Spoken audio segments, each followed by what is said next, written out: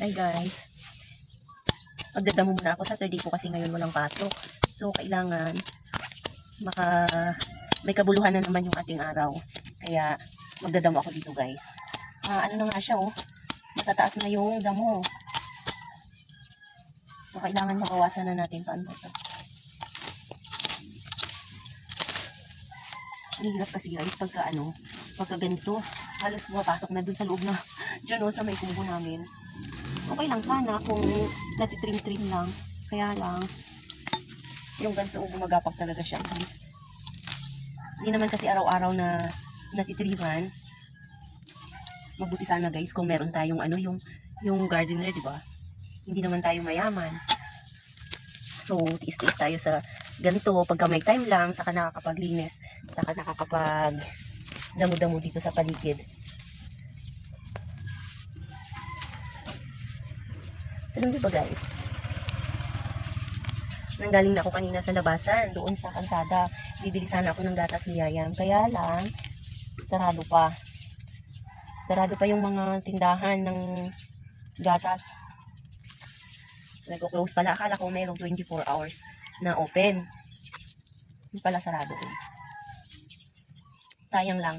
Tapos, dumaan ako sa dumaan ako guys doon sa Talipapa para mamili ng aming pagkain, ng aming lulutuin ngayong buong maghapon.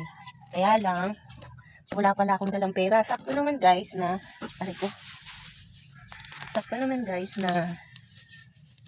wala na rin pala akong gas.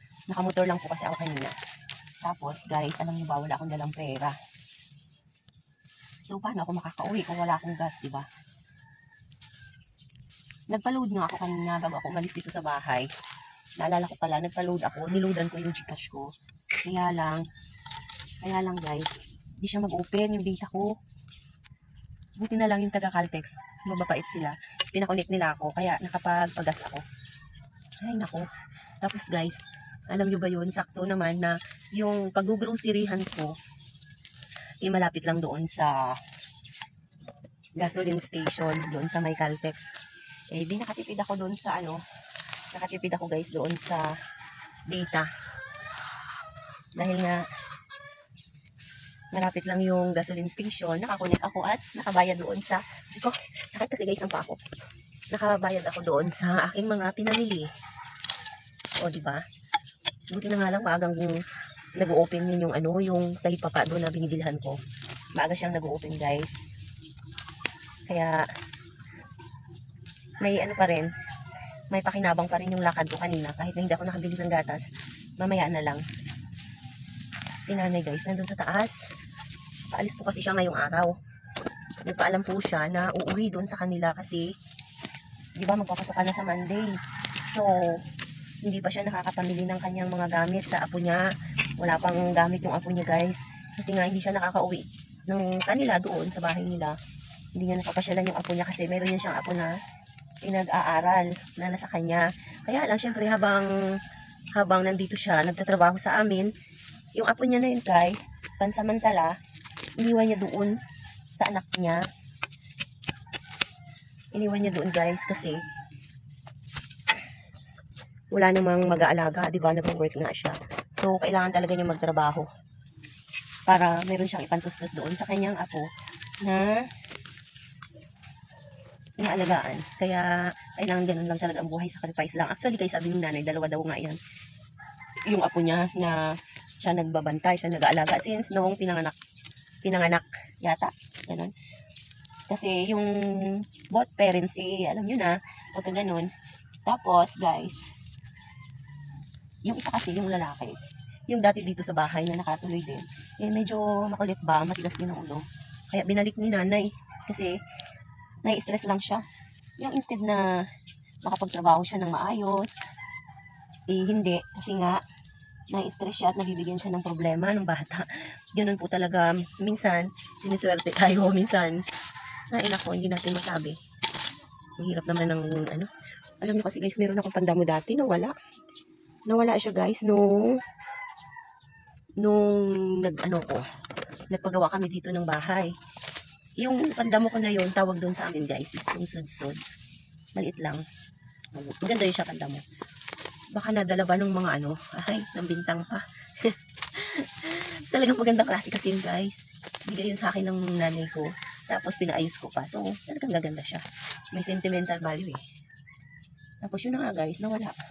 Nung hinahanap ko na, magdadamo ako. Wala. Ayun ako. Saan na nga tayo kanina guys? Ayun, si nanay aalis. Uuwi siya mamaya. Kaya maagang-maaga pa ako gumising para mag-asikaso kasi alam nyo na pagka wala akong katuwang, mahirap talaga. Lalo na pagka may bata tayong inaalagaan guys. Ako, ang hirap magkikilos-kilos. Kasi siya yan, pagka ibang klase po kasi yan siya. Pagka nanonood ng TV, gusto niya dyan ka rin sa kanyang tabi, nakafocus. Grabe yung damo dito. Grabe yung damo dito kasi masakit na yung tuhod ko. Hindi na siya tulad ng dati na matibay. Hindi na tulad ng dati na matibay.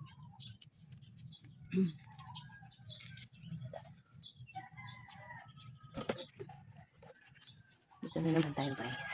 Kulong natin ang ating camera. Ay nako.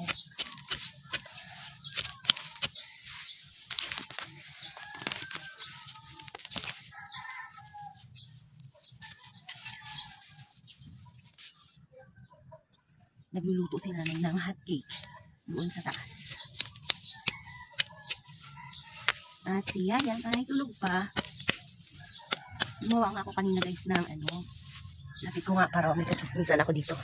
Gumawa ako kanina guys ng popcorn. At yun, pinalalamig ko na. Mamaya, ilalagay ko na sa bottle. Kaya lang, yung in-order ko kasing bote na paglalagyan ko ng popcorn is hindi dumating.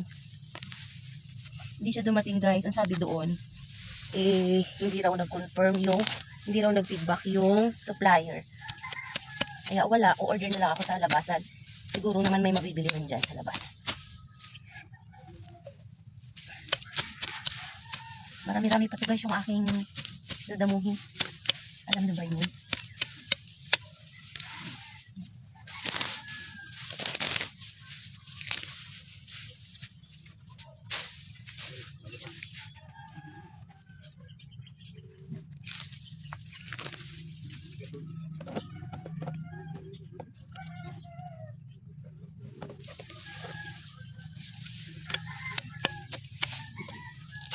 Alam nyo guys, may mga dumadaan kasi. Baka sabi nila, nababaliw na ako. Nagsasalita ako mag-isa. Hindi pa naman dumadating sa point na gano'n, na nababaliw. Camera pa lang, kinakausap ko. Pagka ganitong oras, masarap pa magdamo. Kasi, ano pa siya guys, malilim pa siya, wala pa siyang init. Diba?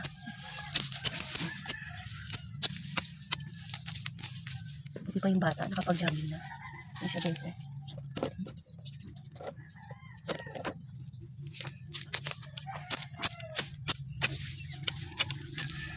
Hi! Nag-jogging na yung bata.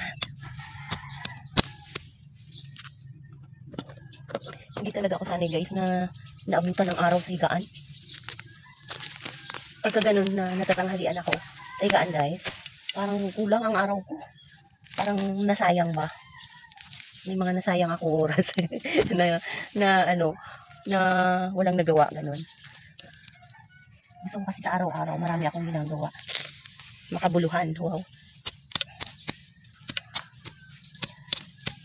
Hi guys, so paano ba yun mamaya ulit guys? At ako'y magdadamo muna, nai-istorbo na ako.